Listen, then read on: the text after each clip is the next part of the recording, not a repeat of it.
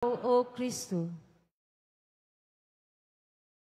Alang sa mga gospel commentators, ang Ebanghelyo karon gidescribe ning healing within a healing.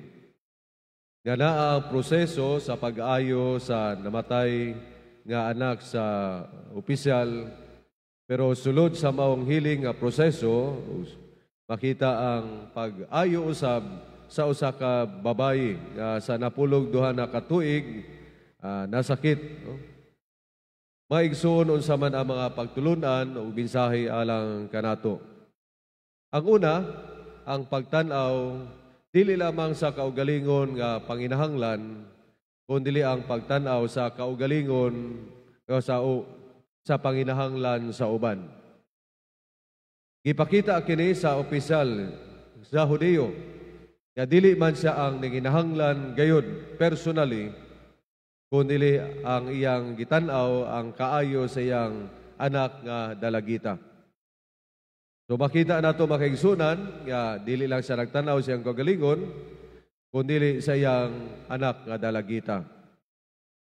Pagtulunan alang kanato nga di lang takabalo mo tan-aw sa atong panginahanglan, no?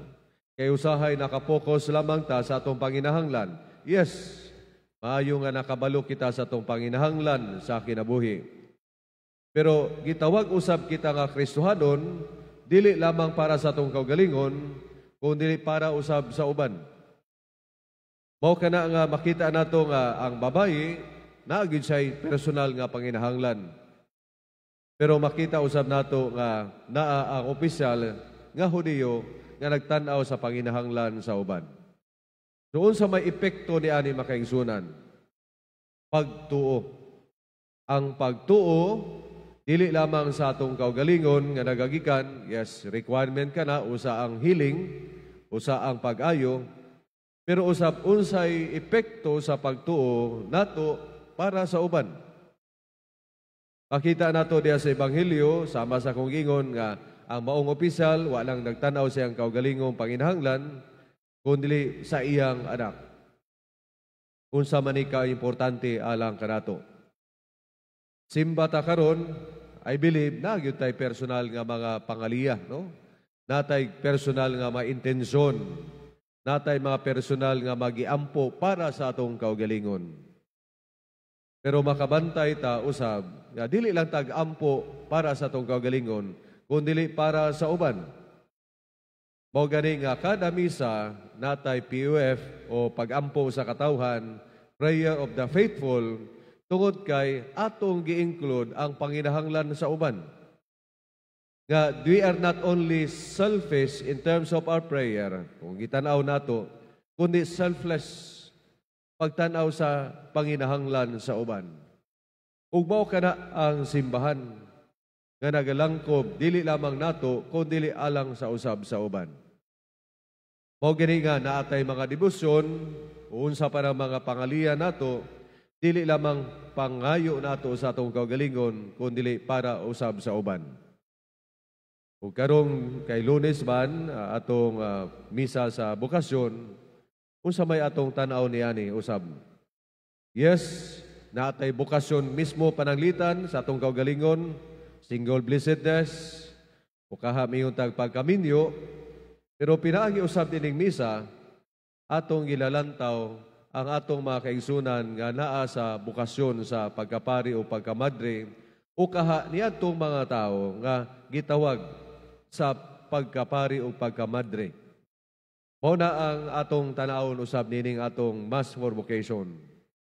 Nasama sa maong sitwasyon sa Ebanghelyo, na ang atong mga panginahanglan personal, pero naa pod ang panginahanglan sa uban. Mao na nga dili lamang mag-ampo ta sa atong kagalingon nga magmalahutayon kita sa atong personal nga bukasyon, kundi ang bukasyon usab sa uban. Labi na sa atong mga kaigsunan nga misulod sa pagkapari ug pagkamadre ug kadtong naga-proseso, naga-undergo sa ilang formasyon diha sa bukasyon sa pagkapari ug pagkamadre. Nining tanan tungod kay kita community. Nining tanan tungod kay kita katilingban. Ug unsa man ining pagkatilingban? Sama sa Santo sa Misa, kamingon kita ipakita ta ang atong panag-inig suunay. panagdait sa usag-usa. Ug kinsa man di ay kung miingon tang na ay mga kinumidya nga kinsa man di ay mag-criticize sa usag-usa, ang mas maayo pod nga positibo nga kung unsay atong gibuhat nga ato sa uban. Kinsa day magtinabangay, kita raman. Sama sa pamilya. Nga sa pamilya usab naa ang mga usahay pa nagbingkil, pero kinsa man ang dapat mo resolve niya ni. Sila ra pod. Sila ra pod ang makaalim sa mga kahigwao sa kasakit o kaligot-got pananglitan diya sa ilang kaugalingon.